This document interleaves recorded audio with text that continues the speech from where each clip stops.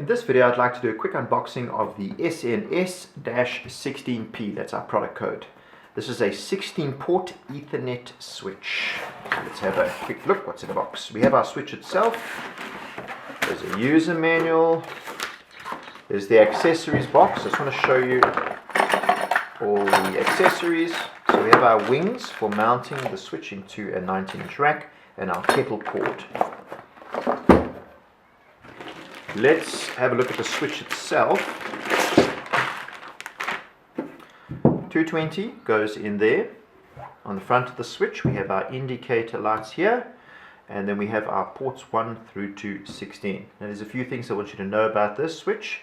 First of all, it's a non-PoE switch, which means it won't output any power to power up a camera or a voice over IP phone. It is also an unmanaged switch, which means it doesn't have an interface for a technician to log into and do port configuration or VLAN config, things like that. And the third thing is that it's a gigabit switch. So it is backwards compatible to 10/100, so fast Ethernet networks as well as gigabit networks. So it will work fine with all the new generation equipment. If you guys have any questions or comments, please feel free to make them below. Get in touch with one of our branches if you need any help. Have a great day.